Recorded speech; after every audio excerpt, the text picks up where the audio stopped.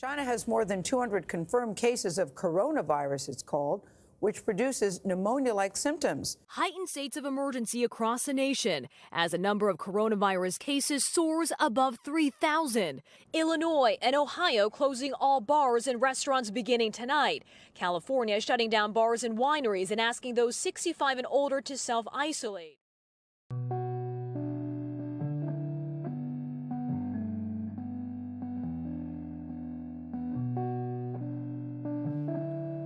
Coronavirus. Who knew that one virus could turn our whole world upside down in just a matter of months? Initially, it didn't seem like much. Just another outbreak, nothing to be concerned about. Then, the United States had their first confirmed case on January 19th, 2020. And on February 6th, its first death. Cases began to rise rapidly, as well as the deaths. In the coming months, the entire nation would go on lockdown.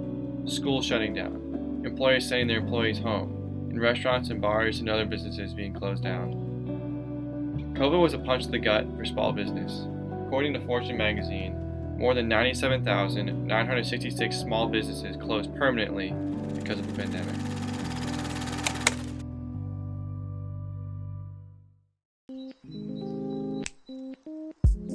It's been over a year since the coronavirus pandemic began. Lockdown has ended. Businesses are reopening at limited capacity. Things are starting to get back to normal.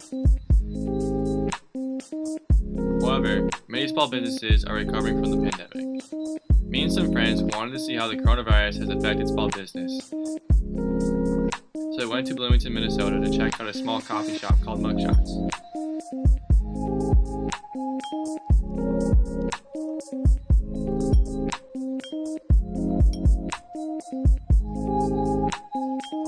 Mugshots is a nonprofit business that is community-focused. We sat down with their owner to see his perspective on the pandemic and how it has affected his business.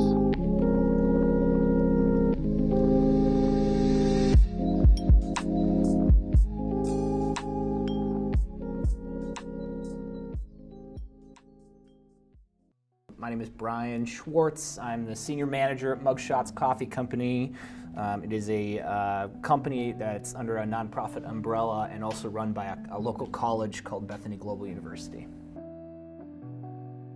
Did I ever think that Mugshots would have to close down during this pandemic? Yes. I thought about that almost every single night. We would stay up late and just talk about like what needed to happen in order for us to survive to the next day.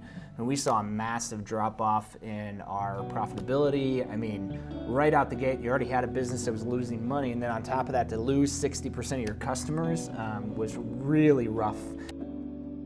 Almost all the employees at Mugshots were college students who volunteered at the shop through a program at Bethany Global University. So for us, it got very real when we had to send all the students home. So that meant that we went from 20 people as staff to 0 staff. I remember coming into this room actually writing on this whiteboard and just being like, so Monday, who's gonna work? And it's me, Cara, who, by the way, had just had our second child, so she was like 3 weeks postpartum and had surgery. We're like, I guess we're covering all the shifts now. So, like, there's photos that Cara has working the register with the newborn next to her in a carrier. There were at least 7 instances where it was like, I'm gonna go into a room with 6 people and I have to talk them into giving me $36,000 or we're gonna shut down. We're community-driven coffee shops. Like it wasn't just being shut down, it was walking in this place and seeing that it was a ghost town. That was hard. Like it was like the relationships were why we were here, and to lose those relationships was awful.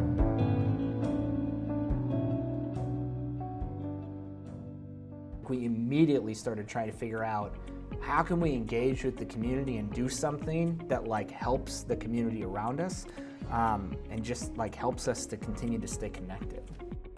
Immediately I called Veep. It's a local food shelf, but I called them and I started talking to them and they said actually the shutdown was even worse for them. We set up a couple of boxes. I communicated with their teams. They built us some marketing material, sent us a flyer.